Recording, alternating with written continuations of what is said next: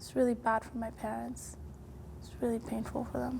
The way her sister tells it, one of the latest young Canadian women to join ISIS got up one morning, told the family she was off to the store while they went to work, and instead packed her winter clothes, went to the airport, and ultimately flew to Turkey. And then the next call we got was her in Syria. It was the most devastating, most scary, shocking thing in the world. This woman is afraid for her safety, her little sister's safety, and afraid of the woman she believes recruited the 23-year-old.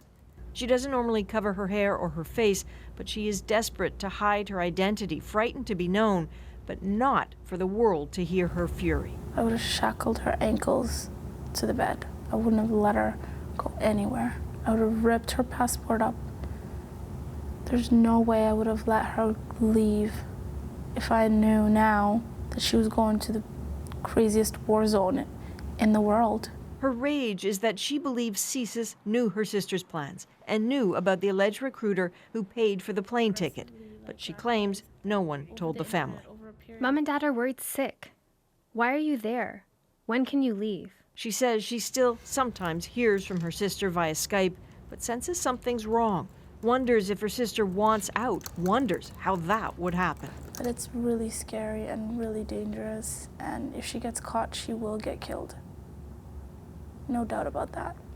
This is obviously a family's nightmare and a recurring one in the West. Ever younger women and girls being lured into the grip of ISIS. But there is now a chilling exception to the rule. A woman who hasn't traveled to marry an ISIS fighter, but to take on a much more dangerous role. And it seems she too is a Canadian.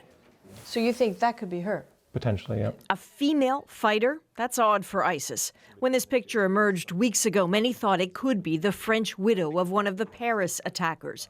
Not Jeff Wires. He tracks extremists and thinks she's a Canadian he's calling LA, who apparently left the geotagging function active on her phone. He's mapped her tweets all the way from Toronto to the ISIS front lines in Syria and Iraq. So that's what Twitter has recorded as her last location, just south of Kobani.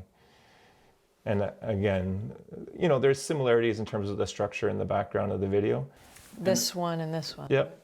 And in our opinion, she was collecting intelligence for ISIS. That makes her a unique fighter on this battlefield. Absolutely. We've never seen this before. A Canadian who seems a danger. And the story of one who, much to her family's horror, seems in danger. We don't sleep. We don't eat. It's incredibly difficult. You know, it's really worth, Peter, going to cbc.ca to look at the rest of this story, because there's some extraordinary detail in there about the pathway this young woman took to Syria. Detail about, it seems that she was instructed on what to pack, what to wear when she flew. Her family believes she was instructed on precisely what to say to them when she communicated with them back at home. And they believe she's following that script to a T. And they are adamant that they believe CSIS knew what she was up to for up to 2 years before she left. Peter? What about the recruiter, Adrian? Any more you can tell us about her? Well, we think we know who she is. We think she's from Edmonton. We think she is still there. The family of the young woman, we're told, believe that she still has a grip on their daughter and sister. And what, again, they just can't figure out is, if they know all those details, why hasn't she been arrested? All right, Adrian, thanks very much. Adrian Arsenault reporting to us tonight from Toronto.